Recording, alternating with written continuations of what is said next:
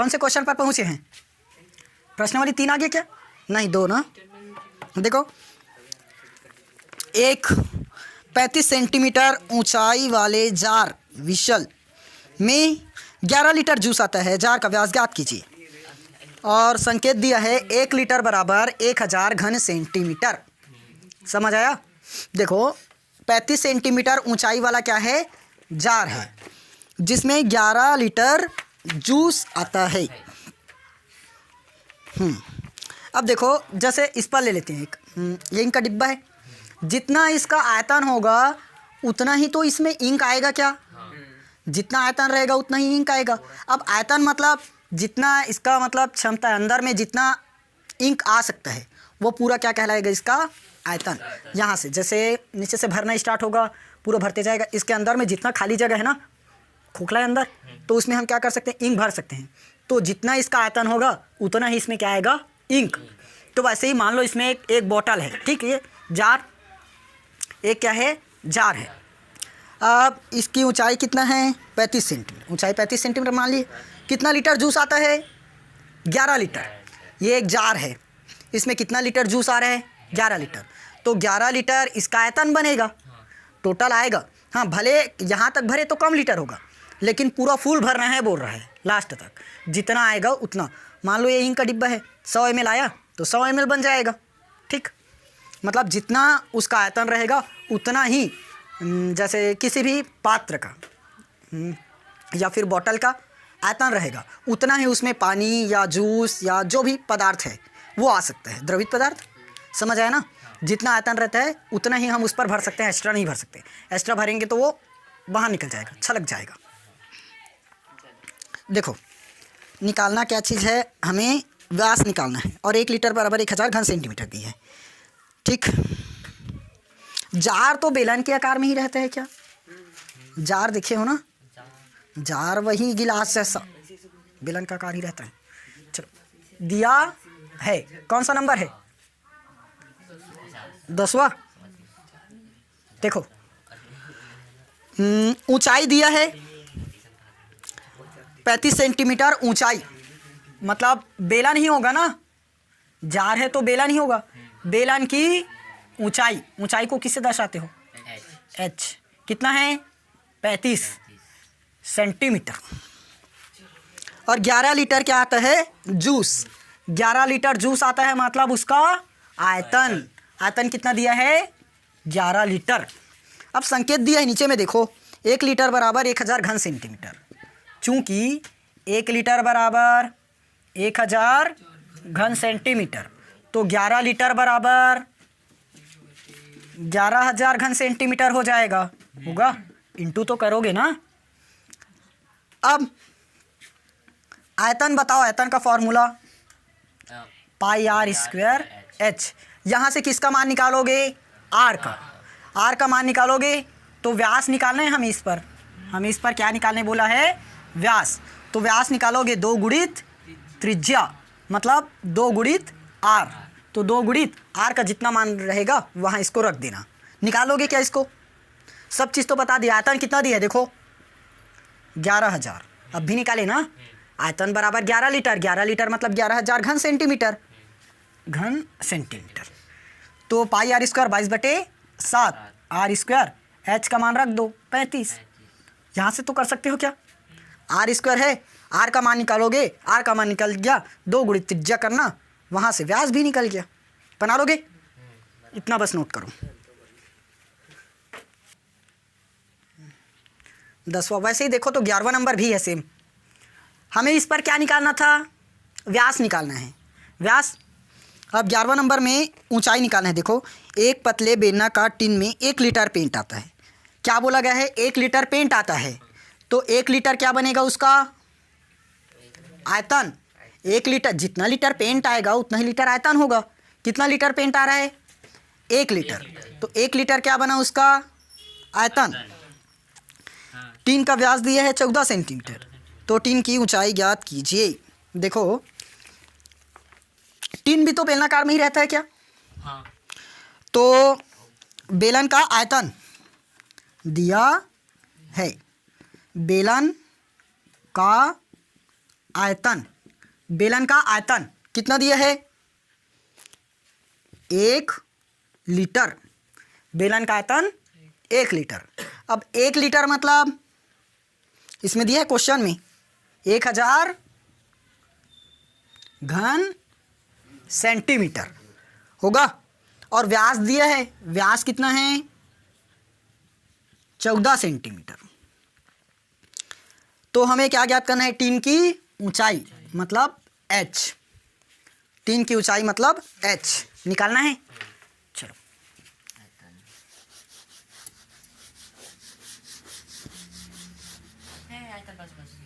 देखो अब, हाँ इधर देखो पहले। आयतन दिया है, आयतन मतलब पाई r स्क्वायर h होता है क्या? अब व्यास बराबर क्या है? 14 सेंटीमीटर। तो हम यहाँ से त्रिज्या निकाल सकते हैं क्या? व्यास बराबर त्रिज्या बराबर क्या होगा? व्यास बटे 2। व्यास बराबर त्रिज्या, व्यास बराबर 2 गुणित त्रिज्या ना, तो पक्षांतर करोगे तो व्यास बटे 2 होगा। तो 14 बटे 2 मतलब क्या आया? 7 सेंटीमीटर। ठीक, 7 सेंटीमीटर हमारा क्या है? त्रिज्या। अब आयतन दिया है, आयतन कितना है? 1000 घन सेंटीमीटर। 1000 घन सेंटीमीटर होगा। ठीक, क्योंकि 1 लीटर दिया है आयतन। जितना लीटर जार में जितना लीटर क्या आ रहा है? जूस आ रहा है या पेंट आ रहा है। ठीक, जार में जितना पेंट आ रहा है उतना ही उसका क्या बनेगा? आयतन। तो कितना लीटर आ रहा है? 1 लीटर। तो इसका आयतन 1 लीटर, और 1 लीटर में 1000 घन सेंटीमीटर। तो 1000 घन सेंटीमीटर क्या हुआ उसका? आयतन। पाई r स्क्वायर h बराबर 1000 आएगा। सब का मान रखें, हमें h का मान बस पता करना है। चलो देखो, पाई का मान 22/7, r का मान देखो तो r का मान 7 का वर्ग गुणित h बराबर 1000 होगा। तो अब 22/7 गुणित, यहाँ से ऐसे करूँ, 1 से 1 कटा क्या? जान जाओगे ना, स्क्वायर है तो एक बार काटते हैं ना। तो क्या बचा? 22 और अंदर में 7, फिर h बराबर 1000 होगा। अब 22 सत्ते 154 गुणित h बराबर 1000। तो h बराबर 1000, 154 का गुणा है, पक्षांतर करने पर भाग हो जाएगा 154। तो h बराबर क्या आएगा? यहाँ से ये करना, वही आंसर होगा। ठीक, समझ आया ना? चलो लास्ट एक क्वेश्चन और देखो, 11वां नंबर। अरे 11वां तो बता दिया, 12वां खुद से बनाओगे। 13 नंबर बता रहा हूँ, देखो इंपॉर्टेंट क्वेश्चन है 13, समझना अच्छे से।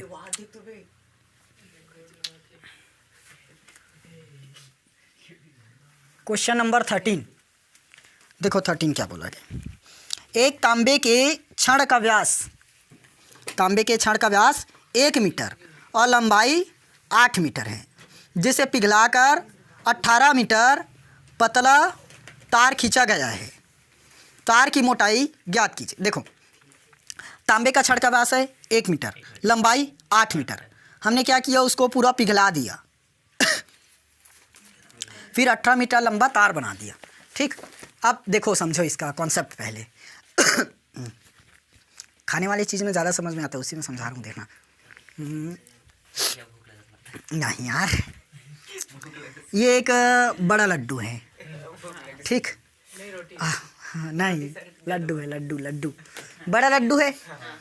अब मान लो इसकी जो मोटाई ऊंचाई क्या दिया है? अच्छा नहीं, बेलन के आकार का है लड्डू, समझो। ठीक, वो भी बनता है ना वो। चलो कुछ भी रहे, एक लड्डू है। ठीक, आप ये लड्डू है ना, मुझे इसको तोड़ना है, मतलब पूरा भुरभुरा बना दिया। अब भुरभुरा एक बड़ा लड्डू है, मैंने क्या किया, उसको पूरा तोड़ दिया और छोटे छोटे नए लड्डू बना दिए। 1 2 3 4 ये बना दिया। मान लो एक बड़ा लड्डू है, टूट कर कितना लड्डू बन गया, 4 लड्डू बना। तो ये 4 लड्डू किसके बराबर होगा, इस बड़े लड्डू के बराबर होगा। समझ आया ना? या तो 4 लड्डू खाओ या एक बड़ा लड्डू खाओ, बात तो एक ही है ना? वैसे ही सेम इस जगह मिलेगा। देखो तांबे का एक छड़ है, तांबे का क्या है, एक छड़। देखो ये मैंने बना दिया एक तांबे का छड़, हो गया। इसकी लंबाई कितनी है, अच्छा व्यास कितना है, 1 मीटर। देखो जैसे ही तार को देखोगे उसमें छोटा सा ये हिस्सा ऐसे रहता है ना, ऐसे, तो वहीं क्या बन जाएगा, इसका व्यास इस तरह से रहता है तार में, देखे होंगे, ठीक, उसका जो एरिया रहता है लास्ट का वो। तो इसका जो व्यास है वो कितना दिया है, 1 मीटर। और लंबाई कितना है, 8 मीटर। ये कितना है, 8 मीटर लंबा है। देखो हमें इसको क्या करना है, पिघलाना है, पूरा पिघला दिया। जैसे सोना है, मान लो 100 ग्राम का सोना है, हमने क्या किया, उसको पूरा पिघला दिया, पिघलाया, उसके बाद दूसरा चीज़ बनाए। जैसे प्लास्टिक को भी ले जाते हैं ना, दूसरे आकार में रहता है, पूरा पिघला देते हैं प्लास्टिक को फैक्ट्री में, उसके बाद जो चाहे आकार देते हैं। वैसे सेम यहाँ भी है, 8 मीटर क्या है, एक लंबा वायर है, तार, हमने क्या किया, पूरा उसको पिघला दिया। अब फिर से क्या बना, 18 मीटर लंबा तार खींचा गया है। अब 8 मीटर था, उसको क्या किया गया, 18 मीटर कर दिया गया। तो हमें क्या निकालना है, इसका व्यास। अब समझ आया, क्या निकालना है, इसका व्यास। क्लियर हुआ? चलो बनाएं। देखो अब जितना इसका आयतन होगा, देखो जो ये बिना पिघलाए है अभी, ये क्या है, पिघलाने से पहले ये हमारा क्या है, तांबे का छड़, तांबे का छड़। और ये क्या बनाए, उसके बाद पिघलाने के बाद एक तार बनाए हैं, ऐसे ही तार। तो दोनों या तो 18 मीटर लंबा तार लो, या तो तांबे का एक 8 मीटर लंबा छड़ लो, एक बराबर होगा। जैसे इसमें हुआ, 4 लड्डू खाओ या 1 लड्डू खाओ, बराबर होगा। तो वैसे ही सेम 18 मीटर लंबा तार लो, इसकी मोटाई निकाल कर, या तो 8 मीटर लंबा तार लो 1 मीटर व्यास वाला, दोनों क्या होगा, बराबर होगा। अब समझ आया? तो हमें क्या करना है, दोनों के आयतन को बराबर करना है। पूरा कॉन्सेप्ट क्लियर हुआ? चलो बनाते हैं, देखना। तांबे के छड़ का व्यास, बेलन ही रहेगा ना, तो तांबे के छड़ का व्यास कितना है, व्यास बराबर, बताओ जल्दी, 1 मीटर। व्यास बराबर 1 मीटर है, तो यहाँ से मैं त्रिज्या निकाल सकता हूँ क्या? आर बराबर कितना होगा, बताओ जल्दी। व्यास 1 मीटर है तो त्रिज्या कितना होगा, तो त्रिज्या 1.5 मीटर, आधा मीटर ना, 1/2 मीटर, व्यास बटे 2, तो 1/2 मीटर, मतलब 0.5 मीटर ये आएगा। 1.5 लिख देते गलती से, आ गया। हाँ, और लंबाई क्या दिया है, 8 मीटर लंबाई तो दिया है ना।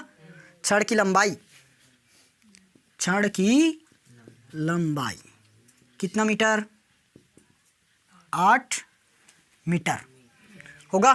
छड़ की लंबाई कितना दिया है, 8 मीटर। और कुछ दिया है क्या, हो गया ना, इतना ही है। अब रखें, देखो छड़ का आयतन, तांबे के छड़ का आयतन, तांबे के छड़ का आयतन, आयतन का फॉर्मूला बताओ जल्दी, पाई आर स्क्वायर एच। हमें पता है आयतन, पाई का मान 22/7, आर का मान 1/2 का स्क्वायर कर देते हैं, 1/2 का स्क्वायर गुणित एच 8। लंबाई मतलब वही होगा ना, ऊंचाई, इसको ऐसे पलट, ये इतना ही तो ऊंचाई बनेगा क्या इसका, तो ये हो जाएगा 22/7 गुणित 1/2 गुणित 1/2 गुणित 8 होगा। काटें, 2 चौका 8, 2 दूनी 4, 22 दूनी 44/7। ये क्या है हमारा तांबे का आयतन, मतलब तांबे के क्षण का आयतन। अब देखो हमें क्या करना है, इसका आयतन कितना है 44/7। इस 44/7 इसका आयतन क्या आ गया 44/7। हमें इसको क्या करना है, देखो क्वेश्चन में दिया है, पिघलाना है इसको पिघलाना है और क्या बनाना है 18 मीटर लंबा तार बनाना है। ठीक, तो जितना इसका आयतन रहेगा उतना ही इसका भी आयतन रहेगा, तो दोनों बराबर होगा। तो क्या लिख सकते हैं, क्षण का आयतन, तांबे के क्षण का आयतन लिख लेना ना, तांबे के क्षण का आयतन बराबर क्या बनाना है, हमें नए क्षण बनाना है, मतलब तार बनाना है शायद, हाँ तार बनाना है ना, तो नए तार का आयतन, दोनों आयतन बराबर होगा। जितना इस क्षण का आयतन होगा उतना ही इस तार का भी आयतन होगा। समझ आया? तो क्षण का आयतन देखो कितना दिया है, क्षण का आयतन 44/7 और नए तार का आयतन πr² होगा। हमें क्या ज्ञात करना है, उसकी मोटाई। मोटाई मतलब त्रिज्या ही है, ठीक, मोटाई मतलब त्रिज्या ही है। हाँ 1 मिनट, यहाँ एक चीज़ तो भूल ही गए, लेकिन देखो 18 मीटर लंबा तार है, लंबाई कितना दिया है नए तार का, नए तार का कितना है 18 मीटर लंबाई, मतलब यही तो ऊंचाई बनेगा क्या। और आर हमें पता है नहीं, आर तो हमें ज्ञात करना है। मोटाई मतलब ऊंचाई, ये तो इस वाले तार का है क्षण का, ये तो क्षण का है, हमें इसका तो ज्ञात करना है, ये चीज़ ज्ञात करना है, तो यही तो उसका मोटाई बनेगा जितना व्यास रहेगा। देखो मान लो एक बेलन है, इसकी मोटाई बताओगे तो मोटाई जितना इसका पूरा यही हिस्सा तो बताते हैं क्या मोटाई, तो व्यास तो है, तो व्यास निकालना है, लेकिन व्यास के पहले हमें त्रिज्या पता करना पड़ेगा। व्यास के लिए क्या निकालोगे, त्रिज्या, मोटाई। तो बिना त्रिज्या के हम व्यास निकाल पाएंगे क्या, तो रखें क्षण का आयतन 44/7 अब भी निकाले थे, और नए तार का आयतन πr² होगा, तो 44/7 22/7 आर का मान ज्ञात करना है। एच का मान निकाले हैं, देखो 18 है। अब हमें किसका मान चाहिए, आर का मान चाहिए, तो मैं क्या करता हूँ आर को यहीं रख देता हूँ, r² को पूरे को पक्षांतर कर देते हैं। इधर क्या है 44/7, तो जो नीचे में है वो ऊपर चला जाएगा, ऊपर का नीचे चला जाएगा, तो ऊपर में क्या है 22 × 18, नीचे में कुछ नहीं मतलब 1 है ना, तो ऊपर वाला कहाँ जाएगा, ऊपर वाला नीचे में, मतलब 22 × 18, 22 × 18 नीचे में आएगा, और नीचे में 7 × 1 है, तो 7 × 1 ऊपर चला जाएगा, मतलब 7, तो 22 दूनी 44, 7 एकम 7 और 2 एकम 2, 2 निया 18। r² बराबर कितना बचा 1/9, तो r का मान यहाँ से क्या आएगा 1/3, 3 का वर्ग 9। अब देखो ये r 1/3 क्या है हमारा, 1 मिनट गलत हो गया,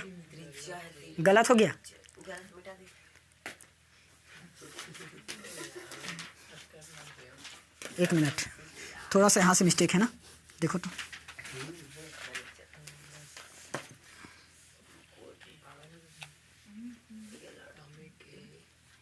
चलो ऐसे करते हैं। देखो तो यहाँ से r² का मान निकालना है, 44/7 मैंने यहीं रखा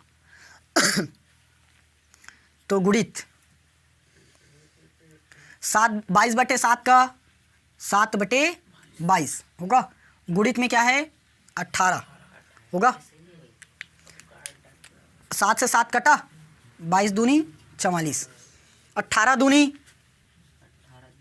36।